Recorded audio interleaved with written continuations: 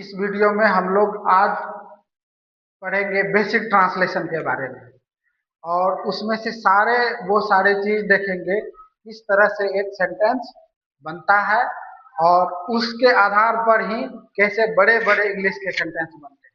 तो वीडियो शुरू करने से पहले मैं आप लोगों को फिर नए वर्ष की शुभकामनाएं देना चाहता हूं। आशा करता हूं कि नया वर्ष आप लोगों के जीवन में एक नई खुशियां लेकर के आए। तो सबसे पहले हम ये बताना चाहूंगा कि अंग्रेजी के जो सेंटेंस बनते हैं वो बनते कैसे हैं। अंग्रेजी के सेंटेंस बनाने के लिए सबसे पहले हमें सब्जेक्ट और वर्ब की जरूरत होती है। जो बेसिक चीजें है वो सब्जेक्ट, वर्ब और एक ऑब्जेक्ट है। लेकिन इन सभी चीजों में से सबसे पहले महत्वपूर्ण होता है कि वर्ब को समझना। यदि हम वर्ब को अच्छा से समझ लेते हैं तो हमें सेंटेंस को समझने में बहुत सुविधा होती है और वर्ब समझ करके हम लोग तुरंत समझेंगे सब्जेक्ट के। और सब्जेक्ट किस तरह से बहुत सारे बच्चों को कंफ्यूजन होता है, स्पेशली सब्जेक्ट को लेकर के। बच्चे सब सब्जेक्ट मतलब ढूंढ नहीं पाते हैं सेंटेंस में अच्छे से, तो उसको हम सारे कवर करेंगे। तो सबसे पहले हम लोग पढ़ते हैं वर्ब्स।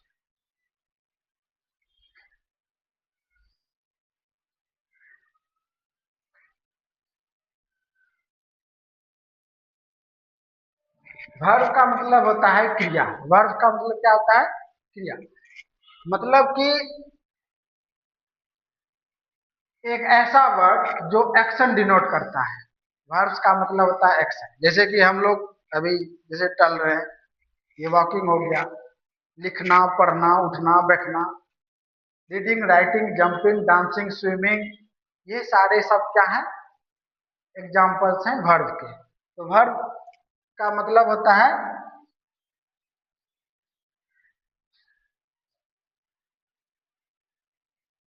which denotes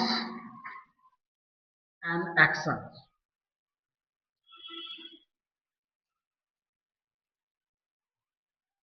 मतलब is called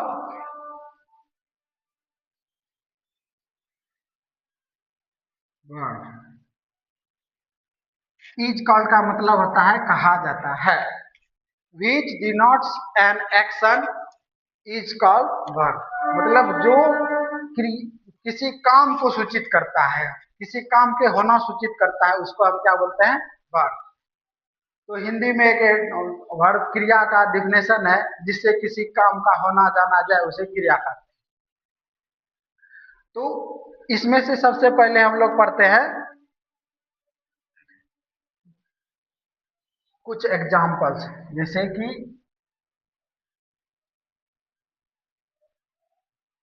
reading, writing,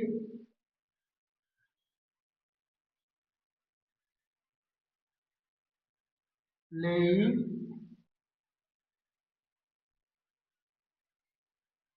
dancing,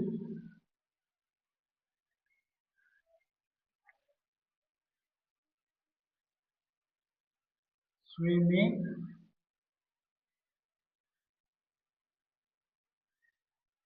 jumping, etc। ये सारे वर्ब्स के एग्जाम्पल्स हैं। लेकिन याद रखिएगा स्टूडेंट्स, ये सारे जो फॉर्म्स हैं वर्ब के फोर्थ फॉर्म है। अभी हम वर्ब के फॉर्म के बारे में भी चर्चा करेंगे। तो यहाँ पर हम लोगों ने देखा कि वर्ब्स क्या है। वर्ब्स एक ऐसा वर्ड है जो एक्शन को डिनोट करता है, जैसे कि उठना, बैठना, खाना, सोना, दौड़ना, टहलना इत्यादि। अब हम लोग समझते हैं वर्ब्स के फॉर्म। वर्ब के फॉर्म में हम लोग पढ़ते हैं सबसे पहले ये जानेंगे कि वर्ब्स के 5 फॉर्म होते हैं। कितने फॉर्म होते हैं? वर्ब के 5 फॉर्म होते हैं। और उसमें से है जैसे कि फर्स्ट फॉर्म हो गया, सेकेंड फॉर्म हो गया, थर्ड फॉर्म हो गया, फोर्थ फॉर्म हो गया, और फिफ्थ फॉर्म। जैसे कि पहला वर्ब लेते हैं हम रीड। रीड का मतलब होता है पढ़ना। रीड का मतलब क्या होता है? पढ़ना। और इसका सेकेंड फॉर्म रेड होता है और थर्ड फॉर्म रेड होता है। और फोर्थ फॉर्म बनाने के लिए हम लोग एक सिंपल सा आते हैं लास्ट में जो ऐड करते हैं वो है आईएनजी। इसका दूसरा नाम है आईएनजी फॉर्म।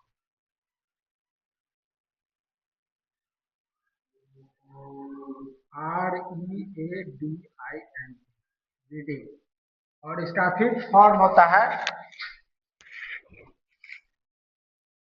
रीड्स। ऐसे लगा देते हैं तो हमें ये बन जाता है फिफ्थ फॉर्म। तो यहाँ पर हम देख रहे हैं कि एक ही वर्ब है और उसके 5 फॉर्म्स है।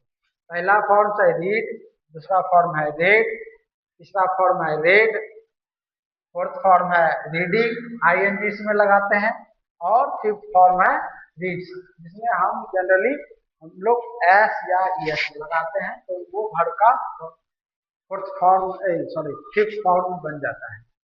लेकिन यहाँ पर ध्यान देने की बात यह है कि इस तीनों का ना स्पेलिंग सेम है, लेकिन इसको पढ़ा अलग अलग जाता है। जैसे इसको पढ़ते हैं हम लोग रीड, इसको पढ़ते हैं रेड, इसको पढ़ते हैं रेड, और ये हुआ रीडिंग और वो हो गया रीड्स। बच्चा को अक्सर करके कंफ्यूजन होता है, तो कंफ्यूजन नहीं होना चाहिए। दूसरा वर्ड्स है जैसे कि गो। गो का मतलब होता है जाना।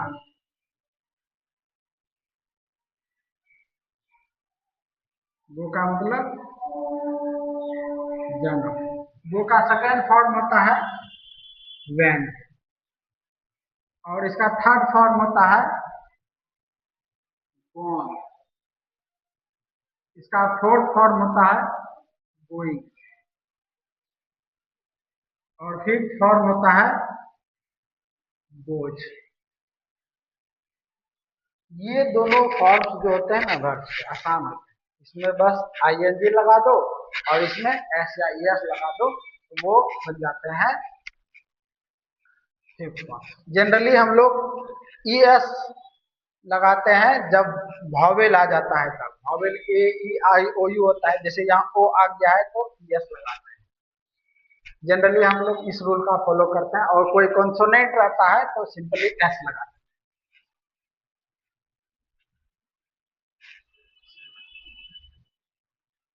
अब एक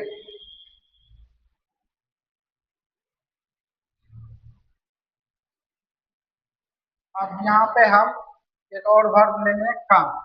कम का मतलब होता है, कम का मतलब आना।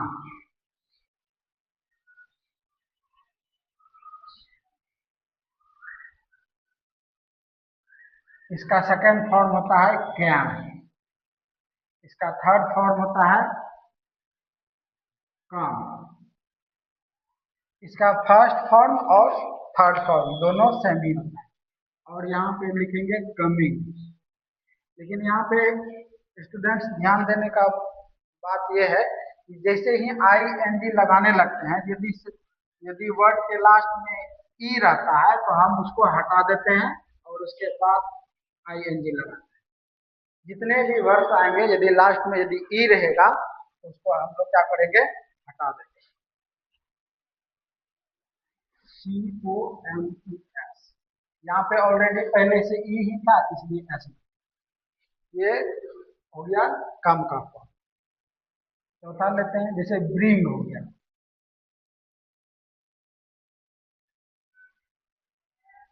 ब्रिंग का मतलब लाना, और इसका सेकंड फॉर्म होता है ब्राउट, BROUGHT, ब्राउट। और थर्ड फॉर्म होता है ब्राउट। ब्राउट ही होता है, ये सेकंड फॉर्म और थर्ड फॉर्म दोनों सेम ही होता है। फिर ब्रिंगिंग,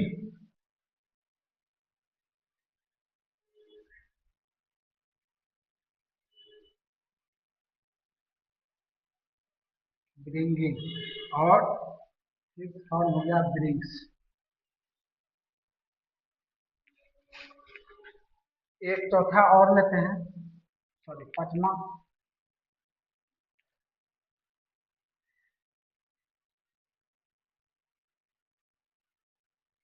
जैसे लेते हैं डांस। डांस का मतलब होता है नाचना, नाचना या नृत्य करना। इसका सेकेंड फॉर्म डांस होता है, और थर्ड फॉर्म में डांसिंग होता है।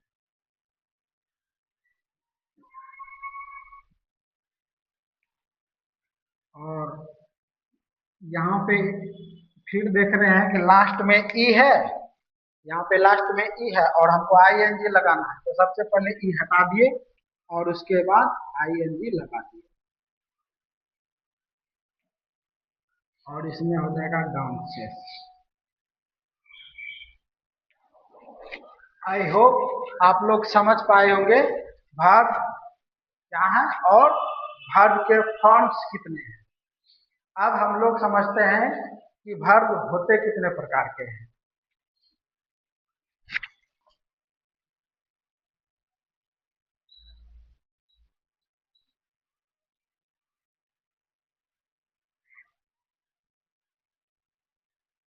यहाँ पे हम लोग समझेंगे कि वर्ब दो प्रकार के होते हैं। कितने प्रकार के होते हैं वर्ब? दो प्रकार के वर्ब। एक होता है मेन वर्ब और एक होता है ऑक्सिलरी वर्ब।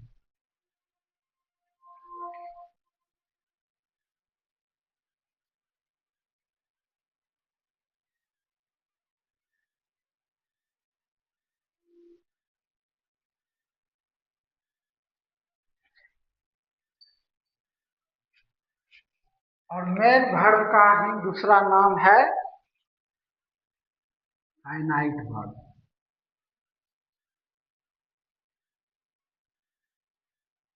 इसका एक और नाम है लेक्सिकल वर्ब।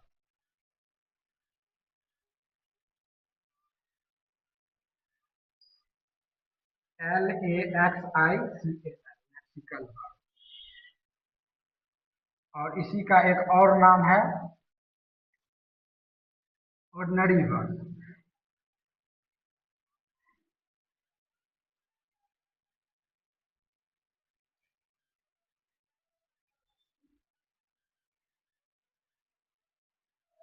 और ऑक्सिलरी का दूसरा नाम है हेल्पिंग वर्ब।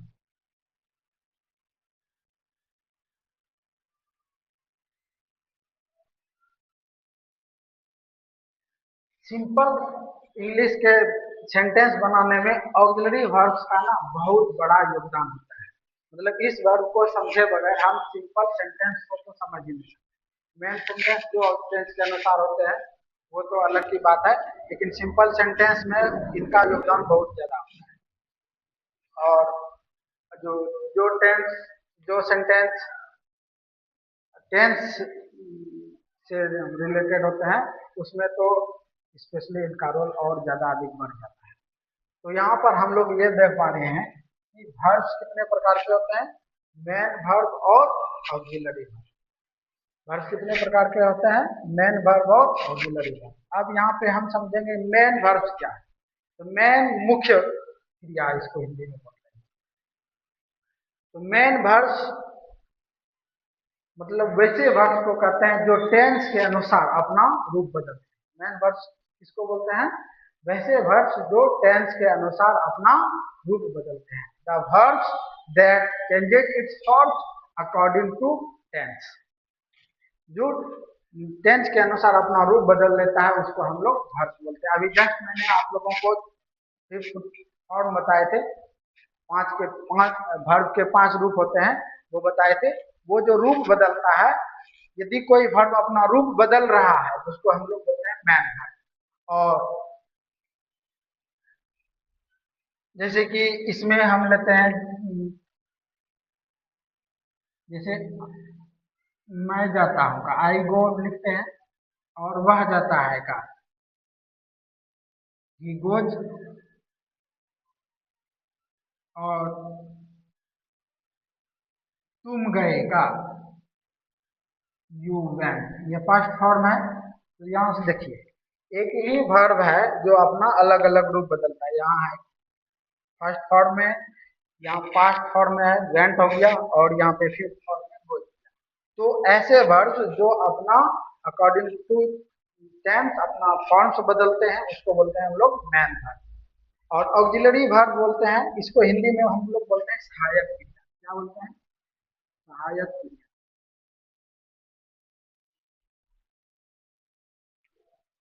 सहायक क्रिया, हेल्पिंग वर्ब, मतलब जो मुख्य क्रिया को पूरा करने में मदद करता है।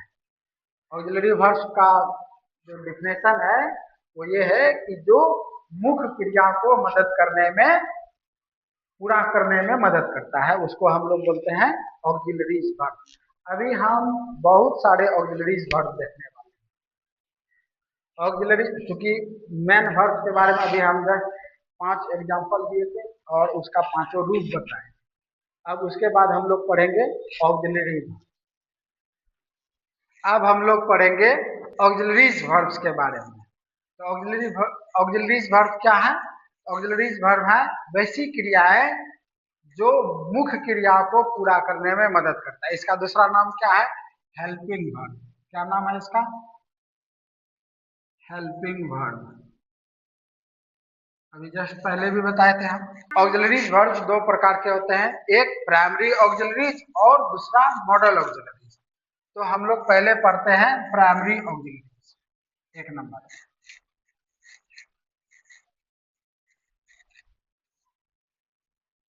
सहायक क्रिया।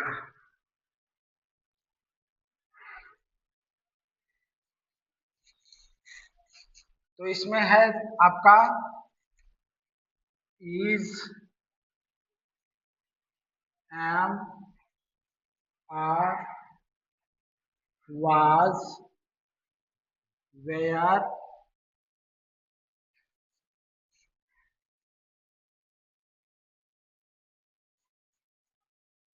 बी,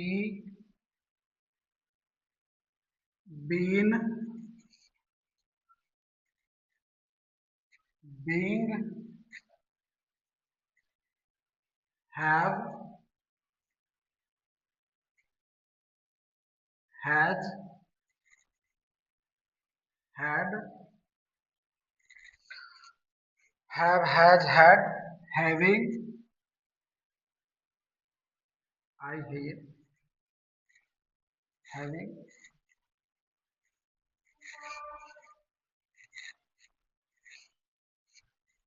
फिर है डू, डज, डिड।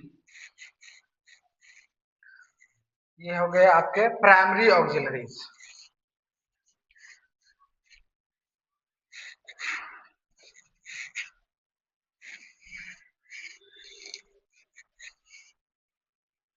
ये क्या है आपका? Primary auxiliary.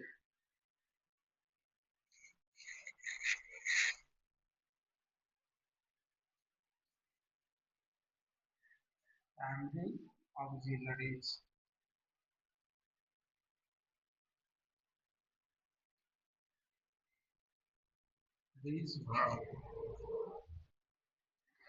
इसी को आप लोग को इस विषय में ध्यान देना है, सबसे जरूरत इसी का पढ़ने वाला है, प्राइमरी ऑक्सिलरीज का। दूसरा है आपका मॉडल ऑक्सिलरीज। मोडाल ऐसे पढ़ते हैं, मतलब याद रखने के लिए। Model auxiliaries verb. इसमें से ध्यान से देखिएगा, इसकी संख्या 13 होता है, 13 होता है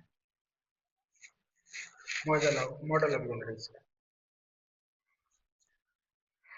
पहला है सेल, हम इसका पास्ट फॉर्म भी लिखते चलेंगे। सेल का पास्ट फॉर्म होता है शुड, ऐसे पेयर के रूप में याद रखिए। Will, wood,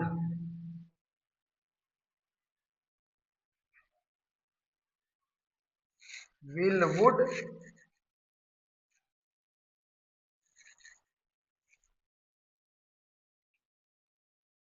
can, could, could, could बोलते हैं इसको, कुल्ड नहीं पढ़ना है इसका। कैन, कुड, और यहाँ पे ही लिख देते हैं shall, should, will, would, can, could, may,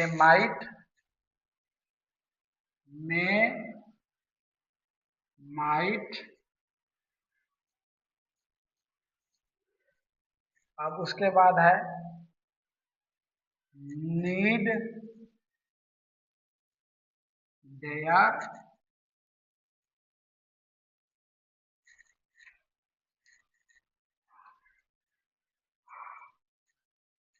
out to,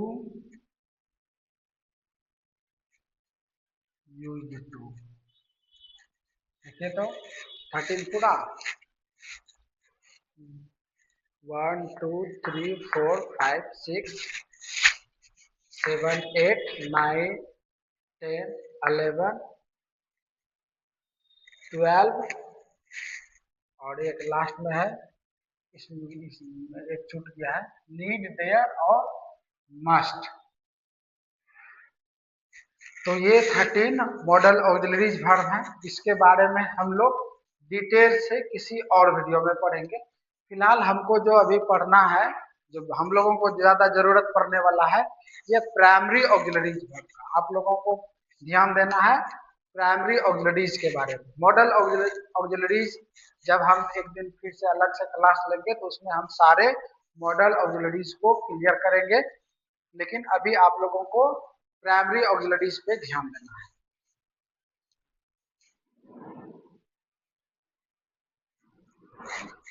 इसमें से आपका है ये, एक बार हम फिर से इसको अंडरलाइन कर देते हैं।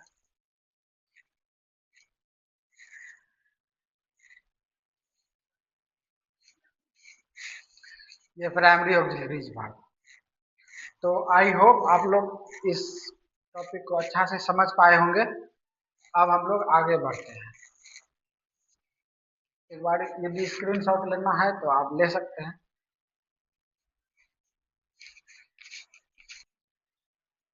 अभी हम लोगों ने वर्ब्स के बारे में पढ़ा, अब हम लोग पढ़ते हैं सब्जेक्ट।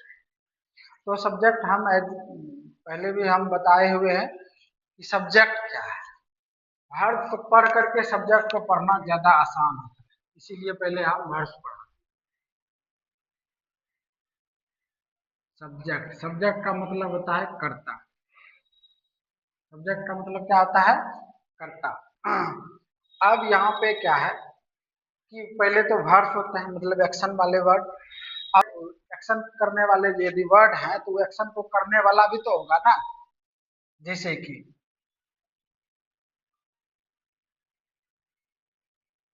रीड है, गो है, ब्रिंग है,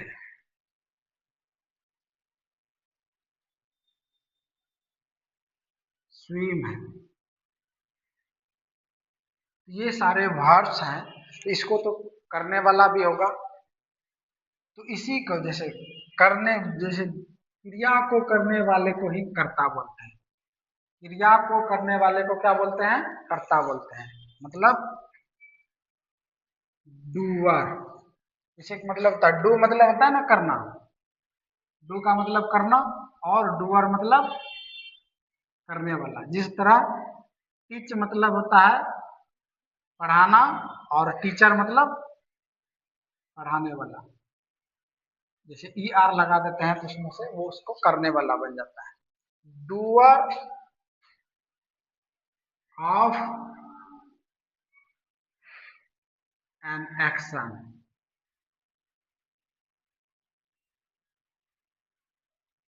इज कॉल्ड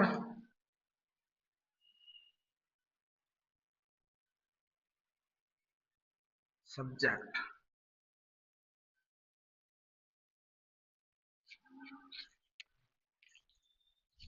चौक खत्म हो गया।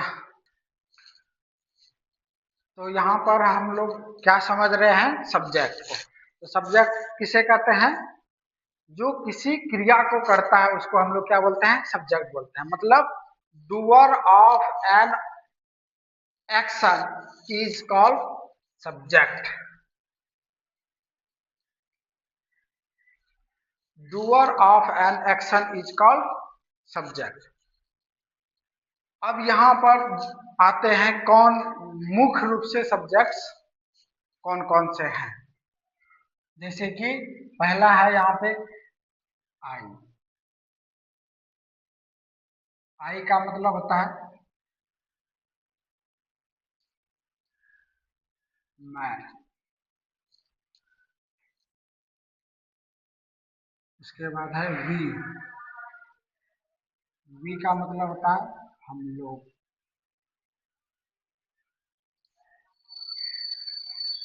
उसके बाद होता है यू। यू का बहुत सारा मीनिंग होता है।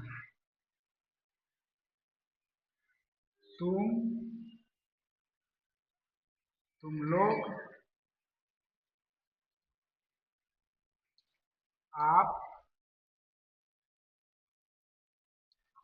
आप लोग, तुम सब,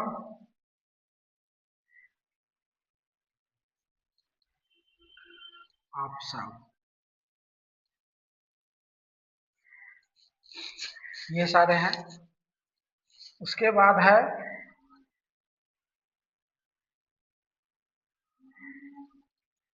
ही। ही का मतलब वह, पुरुष के लिए। और सी का मतलब वह, स्त्री के लिए। इट मतलब, इट का मतलब यह, ये निर्जीव के लिए। अब इसका प्लुरल फॉर्म्स होते हैं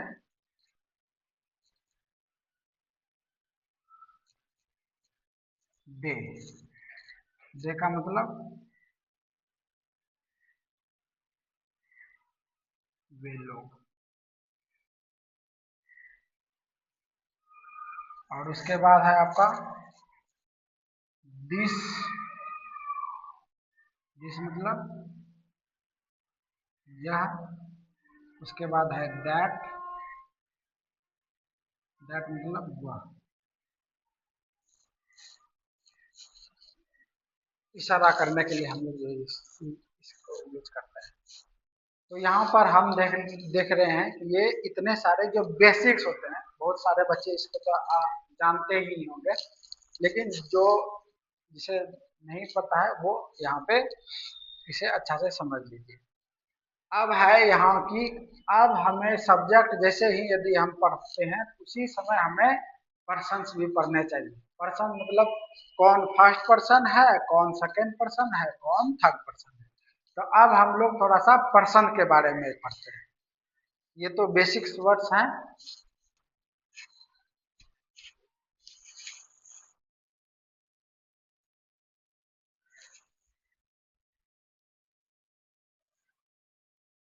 पर्सन,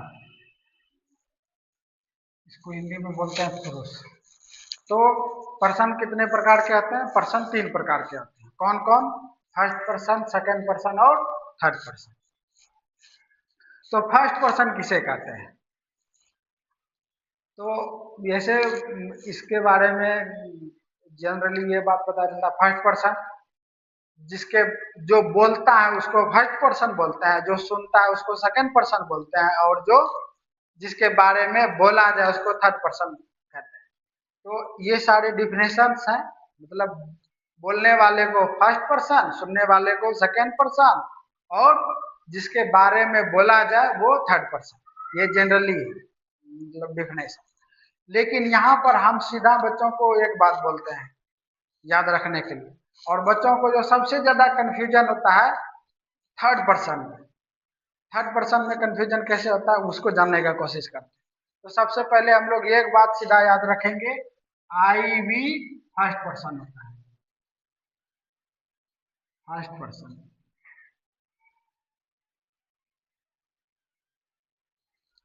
यू सेकेंड पर्सन होता है।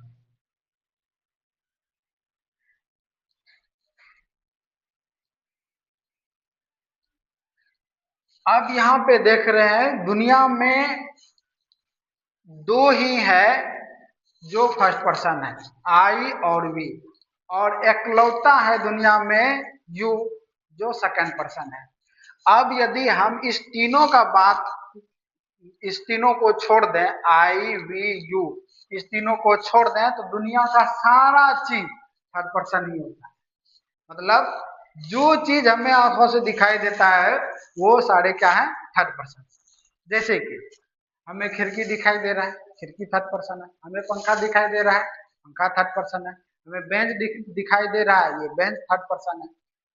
ये कुर्सी दिखाई दे रहा है, कुर्सी, इवन ये कैमरा मोबाइल जो दिख रहा है, ये सारे क्या है, थर्ड पर्सन है। मतलब कि कहने का मतलब ये है कि आई वी यू, इस तीनों को यदि छोड़ दिया जाए तो दुनिया का सारा चीज क्या है, थर्ड पर्सन। तो उसी में आ जाता है ही सी ईट, ही सी ईट दे, और यदि कोई नाम सब आ जाएगा तो नेमिंग वर्ड सब आ जाएगा तो वो सारे सब क्या होते हैं, थर्ड पर्सन, थर्ड पर्सन।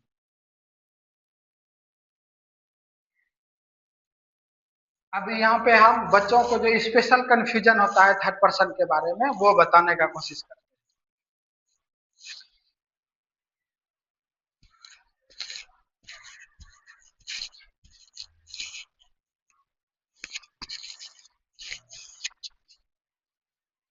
यहाँ पे ध्यान दीजिएगा स्टूडेंट, आई होता है फर्स्ट पर्सन, लेकिन आई जब किसी को इंगित करने लगता है,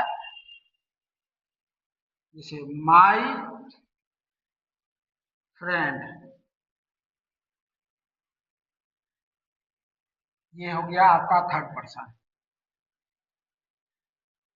थर्ड पर्सन। मतलब आई है फर्स्ट पर्सन लेकिन माई फ्रेंड है थर्ड पर्सन। माई फादर, इसी बात को ध्यान रखना है। वी है फर्स्ट पर्सन लेकिन आवर, माई का मतलब मेरा, आवर मतलब हमारा, our country, C O U N T R Y, our country, our friends, our friends, ये है आपका थर्ड पर्सन। मतलब वी है फर्स्ट पर्सन लेकिन our country, our friends, our society, ये सारे सब क्या हो जाते हैं, थर्ड पर्सन हो जाते हैं। उसी प्रकार यू तो है सेकेंड पर्सन, लेकिन इससे जो बन जाता है रिलेशन, जब ये बताने लगता है, जैसे योर सिस्टर,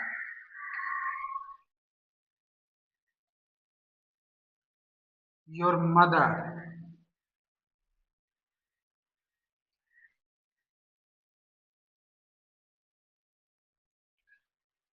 योर फादर,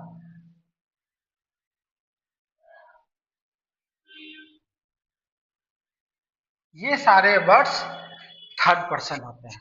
मतलब कि हमेशा एक बात आप लोग को याद रखना है, I we first person, you second person, और इस तीनों को छोड़ करके जो दुनिया में जो कुछ भी बचता है वो सारे के सारे थर्ड पर्सन है। तो समझ में आ गया होगा आई होप पर्सन के बारे में। अब यहाँ पे होते हैं कि एक सिंगुलर होता है और एक प्लूरल होता है। तो सिंगुलर का मतलब तो जिससे एक का बोध होता है उसे सिंगुलर बोलते हैं, और एक से यदि अधिक का बोध होता है उसे हम प्लूरल बोलते हैं। जैसे कि माय फ्रेंड, यहाँ पे एक फ्रेंड है तो ये है वह सिंगुलर, और जैसे कि हम लोग बोलते हैं आवर फ्रेंड्स, बहुत सारे दोस्त हैं, तो वो हो गया आपका प्लूरल।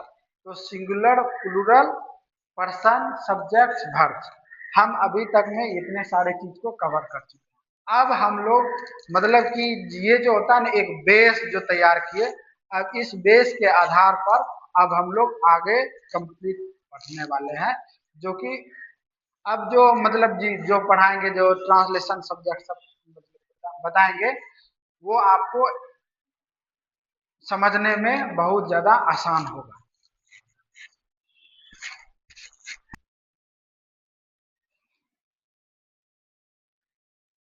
सिंपल सेंटेंस,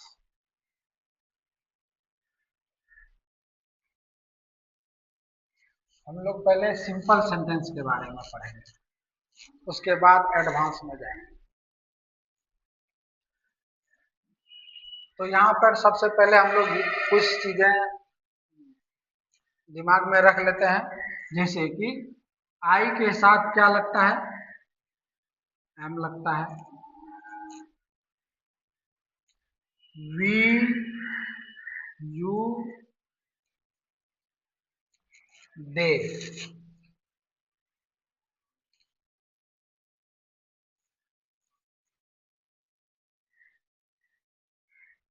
और इस सब के साथ यदि इसका कोई प्लूरल फॉर्म आएगा तो उसमें आर लगता है।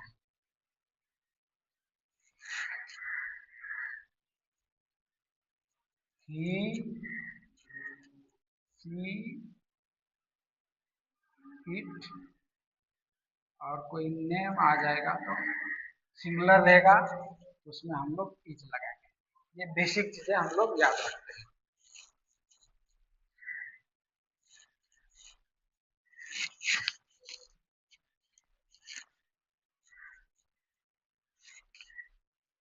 इतना सारा चीज लिख करके आप लोग रख लीजिएगा। अब हम लोग पढ़ते हैं पहला सेंटेंस।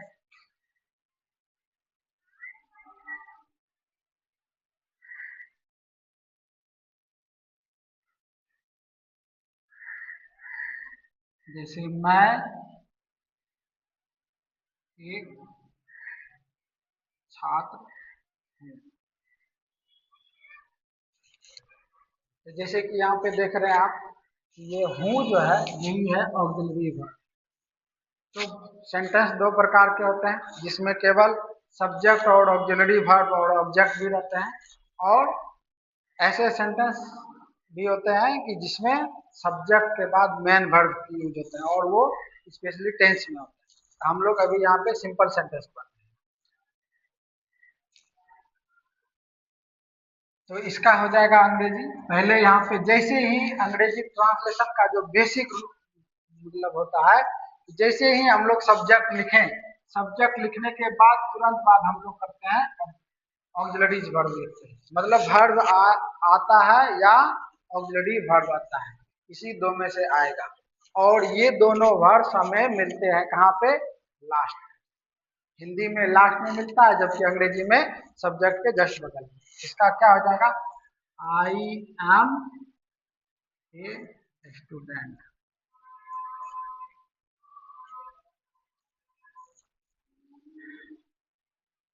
दूसरा हो जाएगा, आप एक शिक्षक हैं।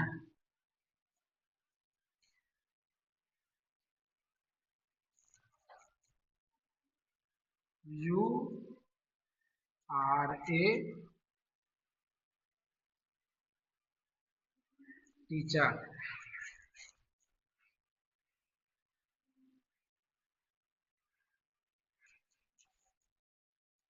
वे लोग,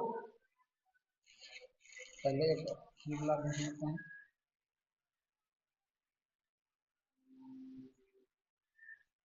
वह एक नेता है।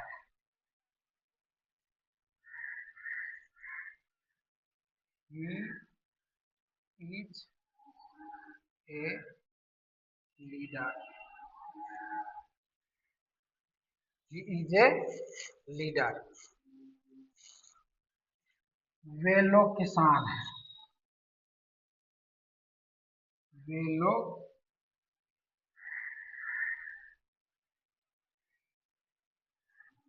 किसान हैं। They are farmer, they are farmer. ये सब बेसिक सेंटेंस है अंग्रेजी के। इसके अलावे अब हम लोग थोड़ा सा कॉम्प्लिकेटेड सेंटेंस की ओर बढ़े, जो कि थोड़ा मतलब कि समझने में दिक्कत होगा, लेकिन उसको हम अच्छी तरीका से समझाएंगे।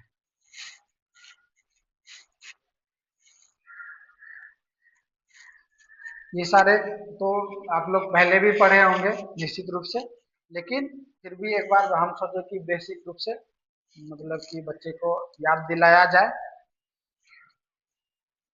अब हम लोग बढ़ते हैं थोड़ा सा कॉम्प्लिकेटेड सेंटेंस की ओर। जैसे हम यदि आपको बोलते हैं भागलपुर का पानी साफ है, पहला सेंटेंस।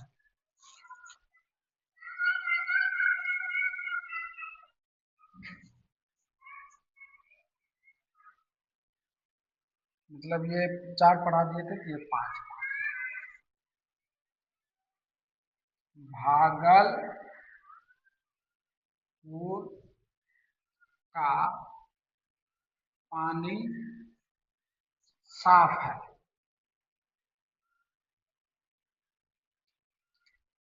चलिए, साफ नहीं भी है फिर भी एक सेंटेंस लिए है, भागलपुर का पानी साफ है।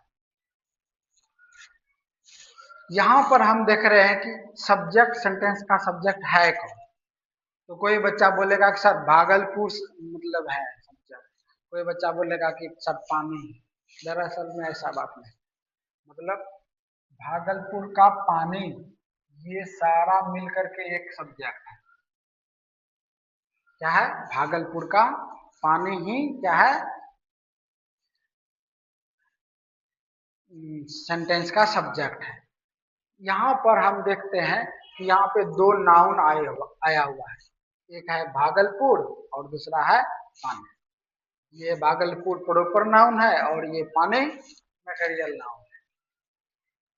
तो यहाँ पर जब भी इस तरह का 2 नाउन का, के, की से जुड़ा हुआ रहे तो उसको हम ट्रांसलेशन कुछ इस तरह से करते हैं।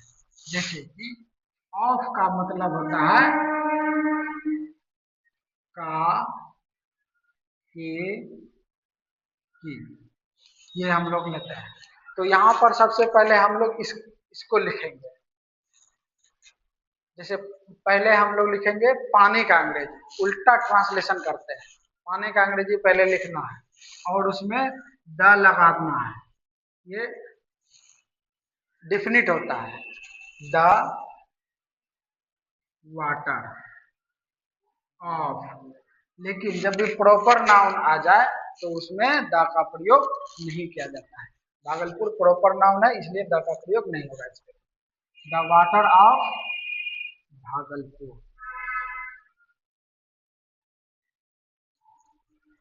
लेकिन प्रॉपर नाउन का जब भी हम सेंटेंस के बीच में भी लिखते हैं तो वो हमेशा कैपिटल से स्टार्ट करते हैं, इस बात को भी ध्यान देना। तो पहला हो गया द वाटर ऑफ भागलपुर। अब है क्या है? Is clean. The Bhagalpur of water is clean.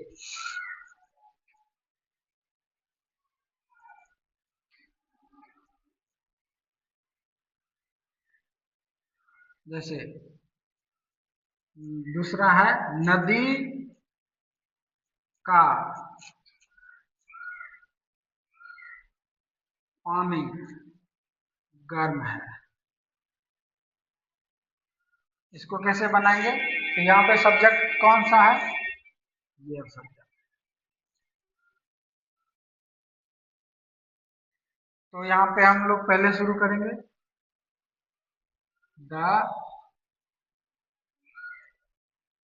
Water of the river. यहाँ पे ये प्रॉपर नाउन नहीं है, यहाँ पे the water of the river is hot.